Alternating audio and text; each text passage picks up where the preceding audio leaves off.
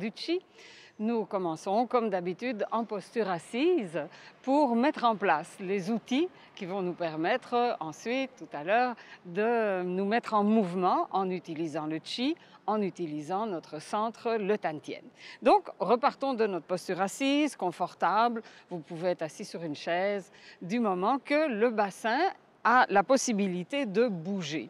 Donc on y va, on imagine le bassin comme un bol qu'on peut pencher vers l'avant quand on creuse, on cambre le bas du dos, qu'on peut pencher vers l'arrière quand on arrondit le bas du dos.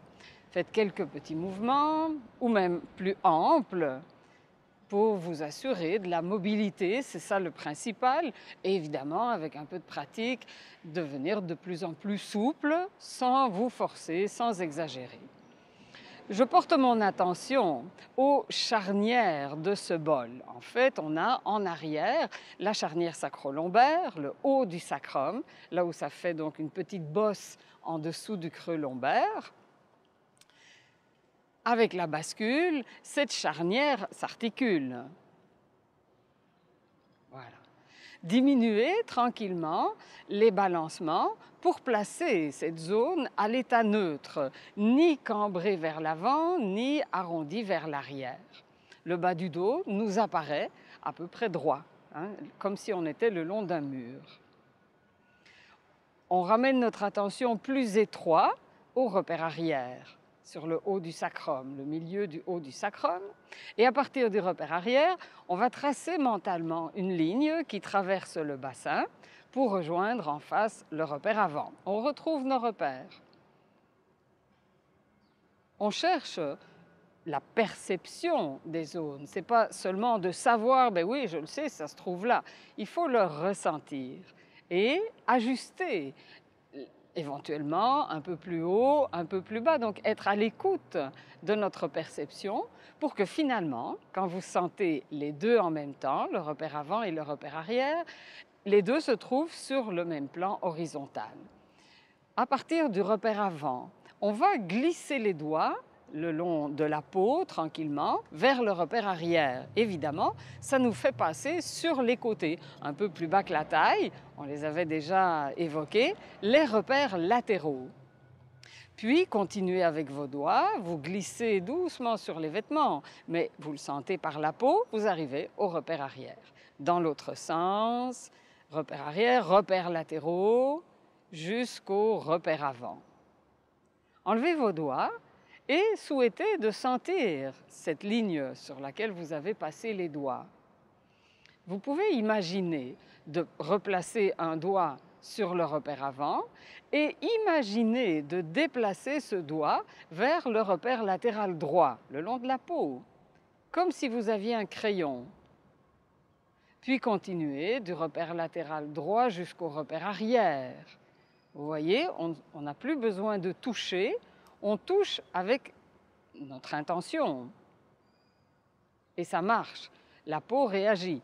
Si vous vous dites, tiens, je vais sentir le bout de mon nez, je n'ai pas besoin de le toucher pour le sentir. Eh bien, ce circuit qu'on est en train de dessiner, ce cerceau, on le réveille de la même façon. Donc, continuez jusqu'au repère latéral gauche et continuez jusqu'au repère avant. Faites tout le tour. C'est comme si, finalement, vous aviez une sorte de ceinture, pas se serrer la ceinture, simplement déposer tout autour du bassin. Maintenant, on va un petit peu jouer avec notre perception. C'est très facile, vous allez voir. Vous oubliez la réalité anatomique, la configuration réelle. Vous sentez simplement la ligne que vous avez dessinée et vous souhaitez de la sentir parfaitement ronde. Dites à votre corps, voilà, maintenant, ça devient un cercle. Avec un peu de chance, vous allez sentir des mini-réactions. Regardez, il n'y a rien qui bouge, je ne déplace pas, mais par exemple, dans mon cas, mais ça peut être peut-être différent pour vous, dans mon cas, j'ai la sensation que, tiens, la partie arrière est en train de devenir un peu bombée vers l'extérieur. Pourtant, si on regarde, il n'y a rien qui a changé, vu de l'extérieur. Mais de l'intérieur, il y a quelque chose qui se passe. La même chose, les côtés. Parfois, on sent ce cercle ovale. Eh bien, imaginez que les deux côtés reviennent un peu pour rendre le cercle plus rond. Avec un peu de pratique, vous allez voir, évidemment, on va, avec le temps, travailler de façon un peu plus précise au niveau des petits muscles qu'on utilise pour faire cela. Mais déjà, par votre intention, le corps réagit et c'est super, c'est le principal. Maintenant, vous avez donc ce cercle. À partir de là, vous l'avez, vous imaginez une onde, mais qui fonctionne à l'envers, si vous voulez. Quand on jette une roche dans l'eau, l'onde s'agrandit. Eh bien ici, faites passer le film à l'envers, c'est-à-dire à partir de tout le cercle, une onde qui rétrécit, qui pénètre à l'intérieur, et vous arrivez au centre, une petite boule, le Tantien. Maintenez telle quelle et recommencez. Vous pouvez toujours retrouver votre cercle en surface de la peau ou sous la peau et à partir de là, rentrez jusqu'au Tantien. Répétez l'opération quelques fois. Petit à petit, le Tantien devient concret, réel, une petite boule, comme un point fermé. Voilà. Maintenant, ce cercle complet, qui est encore là, qui est encore présent si vous y portez votre attention, eh bien, vous l'imaginez comme le contour d'un bol, un bol rond. En bas, ce bol, il se termine en dessous par le plancher pelvien. Lors d'une autre émission, on a même senti au niveau musculaire, le ballon musculaire. Donc on a ce demi-bol, enfin ce bol plutôt, ce demi-ballon, pardon, la partie basse avec le Tantien au centre. Et puis maintenant, vous vous représentez à partir de là, de cette hauteur-là, tout ce qui est par-dessus, globalement, ce serait un deuxième bol, un peu allongé, avec une drôle de forme, c'est pas grave, un bol dont le contour est rond aussi et qui serait à l'envers sur le bol du bas. Vous avez votre bol en bas, vous avez tout le bol du haut, ni penché en avant, ni en arrière, ni à gauche, ni à droite, bien aligné, et vous déposez le bol du haut sur le bol du bas. C'est comme s'il y avait une jonction entre les deux bols qui s'établit.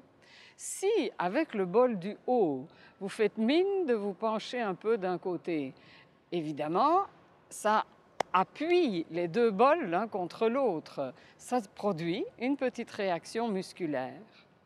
C'est le repère latéral. Si, avec le bol du haut, vous bougez un peu de l'autre côté, ça écrase, ici, la matière entre les deux bols, qui réagit un peu, qui se contracte un peu. C'est comme si vous aviez un joint entre les deux bols. Je peux bouger un peu d'un côté, un peu de l'autre, et je sens réagir les zones qui attachent mes deux bols ensemble. Voilà. Maintenant, avec le bol du haut, je peux aussi me pencher un tout petit peu par en avant, c'est-à-dire avoir l'intention d'écraser la jonction des deux bols au repère avant, en me penchant un peu. Mais ça marche aussi dans l'autre sens. Je fais mine de me laisser aller un peu en arrière, et là, c'est au niveau du repère arrière que la réaction se produit. La petite matière, le joint qui est entre les deux bols, qui durcit un peu, réagit un peu. Maintenant, on peut s'amuser puisqu'on a tout le cercle de jonction des deux bols. Je vais un peu en avant à gauche, je vais un peu en arrière à droite, etc. En bougeotant le haut, le bol du haut, je peux faire des mini, vous voyez, je ne bouge pas énormément, mais je me concentre sur la réaction que je souhaite de, finalement, ce cerceau musculaire entre mes deux bols. Et puis, évidemment, je vais finalement faire en sorte de déposer le bol du haut sur tout, en contact, partout en même temps, sur le bol du bas. À ce moment-là, tout le cerceau musculaire, le joint entre les deux bols, réagit, se tonifie, Et cette réaction devient centrée. Je ramène, comme tout à l'heure, l'onde jusqu'au centre, au Tantien. Voilà, c'est une autre approche un peu, toujours pour le même résultat, avoir un appui sur le Tantien. Mais sentez à quel point cette petite recherche a ajusté les positionnements de tout le corps. C'est votre posture que vous améliorez. Mais avec la posture, c'est aussi la détente du corps, enfin la souplesse, la malléabilité du corps. Parce que le tonus, on le ramène à l'intérieur, au Tantien, avec le soutien du cerceau musculaire. Et à ce moment-là, les épaules, elles sont détendues. Placez vos mains, comme on a l'habitude, pour prendre le ballon. Faites vos petits jeux de ballon, mais en veillant à garder l'équilibre de vos deux bols, à garder une présence, votre présence, au Tantien. On pourrait presque dire que le contact et tout ce qu'on cherche avec les mains est la conséquence du Tantien. Enfin, on peut le dire. Et donc, dans l'ensemble que ça forme, les mains sont secondaires par rapport à la présence au Tantien. C'est là l'origine de ce qui se passe entre mes mains, dans l'espace et entre mes mains. Eh bien, l'origine, c'est ma présence au Tantien, être centré. On va se retrouver dans quelques instants pour un nouveau mouvement de Tai Chi.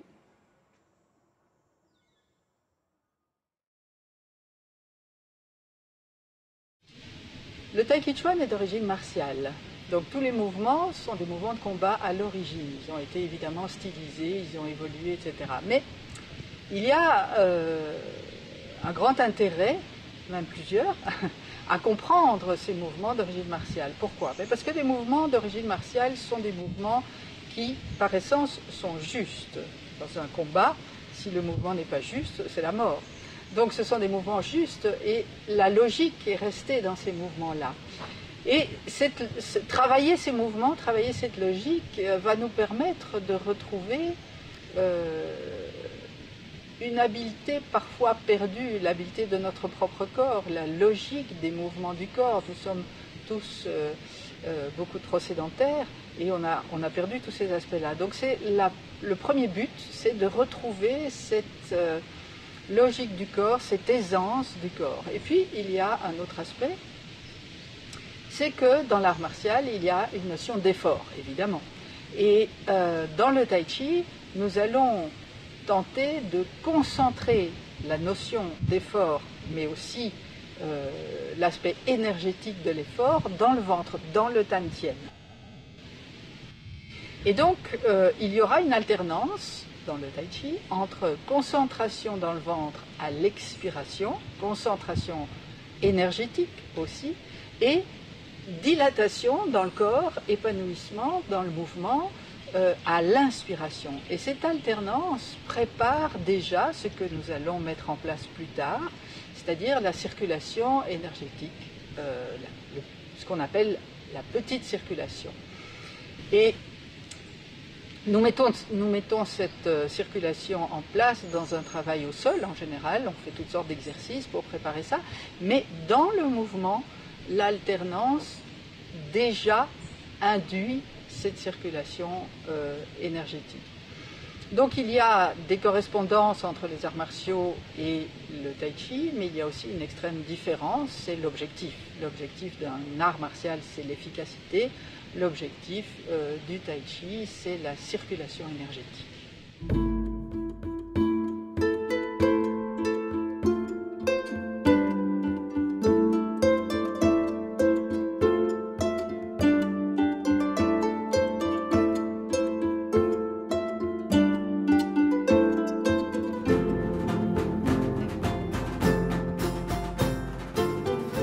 Nous allons donc expérimenter encore ces perceptions, ce travail un peu plus musculaire qu'on a mis en place aujourd'hui, mais qui en fait, vous l'avez ressenti, concerne finalement la perception complète du corps par rapport à son centre, le Tantien.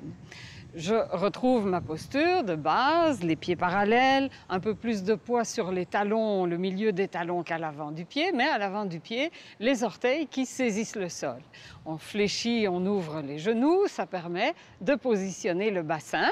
J'ai donc mon ballon musculaire, une paroi au bas du ventre, une paroi dans la zone du bas du dos, les deux parois latérales, la paroi du plancher pelvien, la paroi d'en haut. J'ai tout mon ballon musculaire dans le bassin, je l'imagine parfaitement rond, et le Tantien qui est au centre, une boule qui ressemble à un poing fermé que je resserre doucement en prenant appui dans les jambes. C'est les jambes, à partir de l'appui des talons au sol, qui font réagir le ballon musculaire et le Tantien.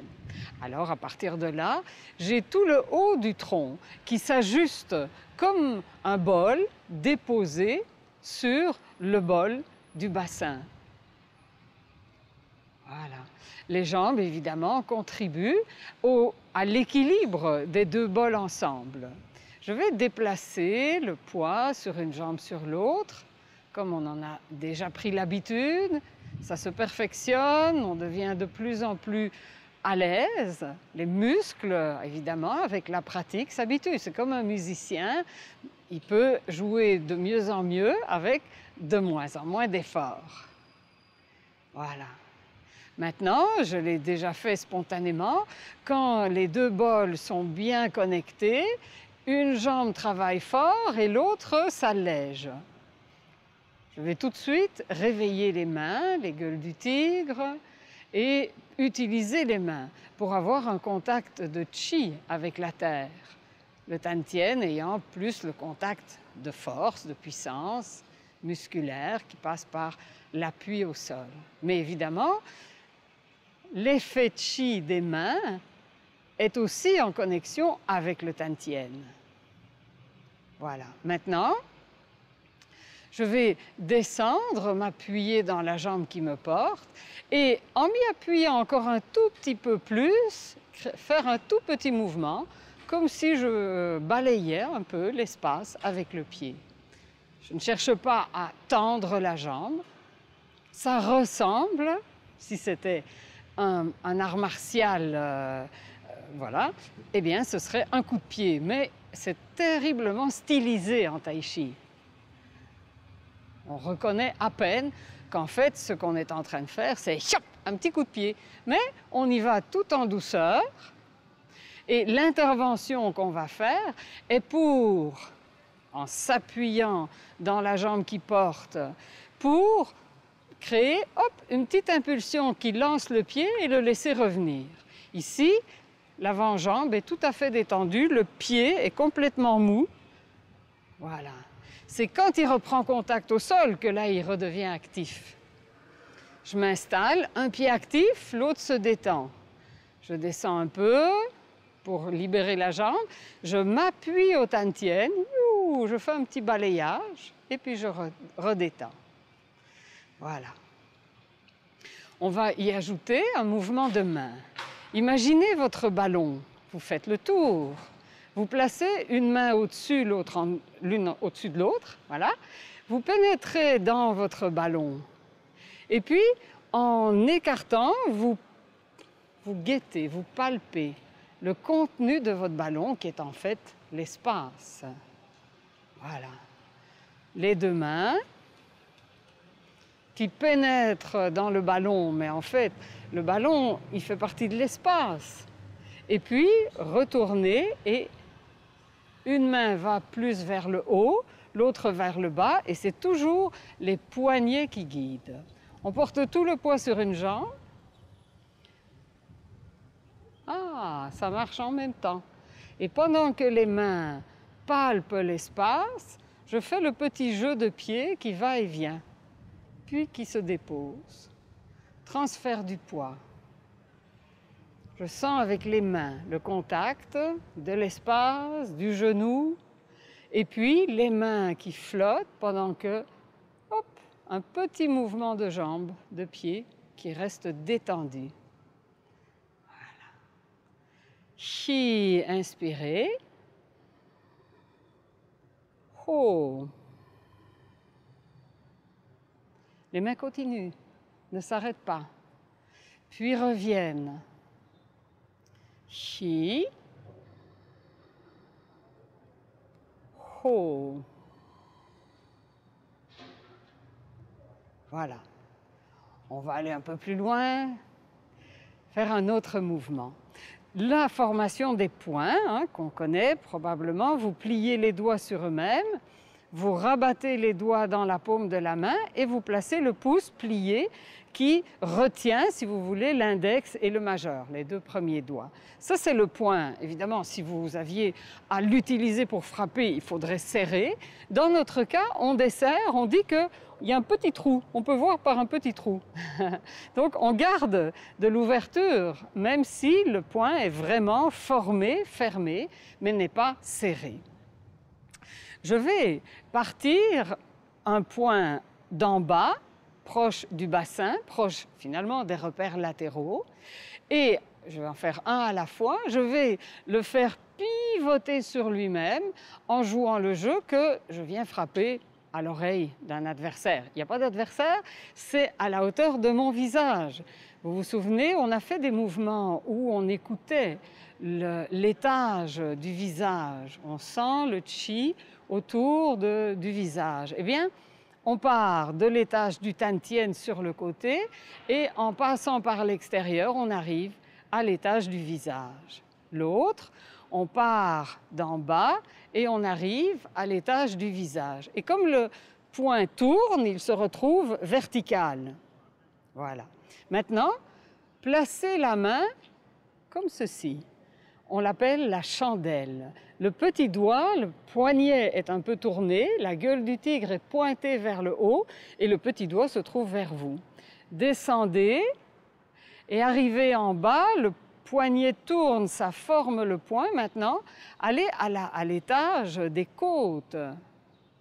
Voilà. Repréparez sur place une chandelle. Descendez, formez le poing quand ça tourne en bas et amenez le poing à la hauteur de votre visage.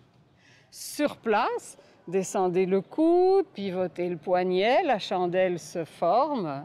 Vous sentez, vous recevez le chi de l'espace dans la main. Laissez-la descendre tout droit, verticale. En bas, formez le poing et elle vient à la hauteur des basses-côtes. L'autre côté, préparez la chandelle. Laissez descendre devant. En tournant, le poing se forme et vient à la hauteur des côtes, des basses-côtes. Descendez un peu le coude et pivotez le poignet pour constituer la chandelle à la hauteur du sternum, des côtes. Descendre, le poing se forme, rebondit. C'est vraiment comme s'il rebondissait. Il va frapper à la hauteur du visage. Frapper, ce n'est pas vraiment le terme. Il vient flotter dans votre étage, plateau du visage. Vous en placez une à la hauteur du visage et l'autre en bas. Vos deux chandelles superposées, vous recevez de l'espace dans vos mains. Les deux descendent, mais évidemment, n'arrivent pas au même moment. Celle qui arrive en premier en bas redémarre vers le haut. Celle qui arrive en deuxième va vers le bas. Sur place, préparez vos chandelles. Pensez à celle d'en bas qui va descendre en premier, rebondir, l'autre rebondit en bas et les deux se retrouvent à deux étages au même moment. Sur place, formez les chandelles. Pensez à celle du bas qui va aller en haut. Celle qui était en haut va en bas. Voilà. On se prépare comme ceci. Pendant que les deux mains descendent, en fait, pour les aider à descendre, je descends le tantien et ça libère la jambe. Posez le talon, une va en haut et l'autre en bas. Puis, pendant qu'on va changer de pied et pivoter un peu, on prépare les chandelles. Les deux descendent, mais c'est celle d'en bas qui arrive en premier et qui va aller en haut. Voilà. On va faire quelques mouvements ensemble. Donc, les chandelles sont prêtes. Chi. Inspirez. Ancrage. Déposez. Ho. Expire. Puis, un coup de pied. Chi. Ho. Sur place, on prépare les chandelles en changeant de pied. Chi. Ho.